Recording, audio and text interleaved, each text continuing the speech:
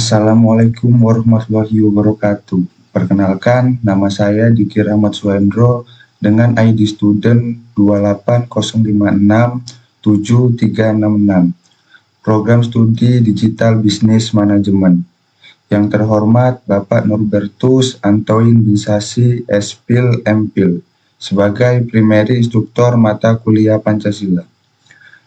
Pada kesempatan hari ini saya akan mempresentasikan proyek mata kuliah Karakter Building Pancasila yang berjudul Apakah Pendidikan Indonesia Mampu Mengatasi Budaya Instan demi Mewujudkan Generasi Emas 2045 terkait dengan SDG nomor 4 Quality Education. Presentasi ini bertujuan untuk memenuhi salah satu tugas ujian akhir mata kuliah Pancasila.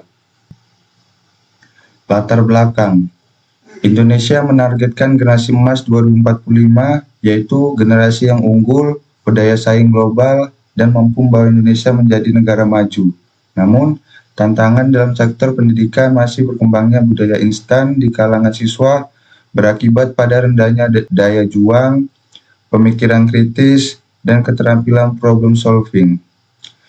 Dalam konteks Sustainable Development Goals nomor 4, dalam membentuk pendidikan berkualitas, nilai-nilai Pancasila dapat berperan penting dalam membentuk karakter siswa agar lebih mandiri, tekun, dan berorientasi pada usaha serta kerja keras.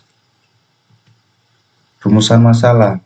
Yang pertama, sejauh mana sistem pendidikan Indonesia saat ini mendukung terbentuknya generasi emas 2045? Yang kedua, apa faktor utama yang menyebabkan budaya instan berkembang dalam lingkungan pendidikan, dan apa dampaknya terhadap siswa. Dan yang ketiga, bagaimana penerapan nilai-nilai Pancasila dapat membentuk karakter siswa agar tidak terjebak dalam budaya instan. Hasil temuan. Sistem pendidikan Indonesia masih belum cukup untuk memenuhi visi Indonesia Emas 2045 yang diharapkan. Melihat masih banyak siswa yang hanya menghafal dibanding memahami. Walau sudah ada upaya dari pemerintah dengan membuat kurikulum yang mendorong keterampilan siswa secara langsung, tapi dalam pelaksanaannya belum maksimal. Tantangannya yaitu disrupsi teknologi, budaya instan, dan ketidakmerataan kualitas pendidikan. Lahirnya budaya instan akibat akses mudah terhadap informasi di internet. Ketidakmerataan kualitas pendidikan di berbagai daerah yang menyebabkan perbedaan besar dalam peluang belajar bagi siswa. Faktor utamanya yaitu kemudahan akses dalam mencari informasi, hiburan digital, dan adanya tekanan sosial dalam menentukan standar sukses di usia muda. Dampak yang ditimbulkan yaitu melemahkan keterampilan dan kemampuan menghadapi tantangan yang kompleks, menciptakan generasi yang kurang tekun dan tidak mampu berpikir kritis. Solusinya yaitu upaya untuk meratakan kualitas pendidikan sangat diperlukan agar semua siswa memiliki akses yang setara terhadap pendidikan berkualitas. Mengintegrasikan nilai-nilai Pancasila melalui kegiatan kolaboratif di sekolah, di mana siswa diajak untuk bekerja sama dalam proyek-proyek yang menekankan gotong royong dan keadilan sosial. Menerapkan pembelajaran berbasis proyek dan pembelajaran berbasis masalah atau problem-based learning. Pengembangan keterampilan, penguasaan teknologi, dan penguatan literasi digital maupun literasi sosial. Mengedukasi kepada orang tua dengan memberi apresiasi terhadap usaha dan kerja keras siswa. Membatasi penggunaan teknologi yang berlebihan. Kesimpulannya, visi Indonesia Emas 2045 mengharapkan lahirnya generasi muda yang cerdas, memiliki karakter yang kuat, mampu beradaptasi dengan teknologi, dan dapat berkontribusi secara global.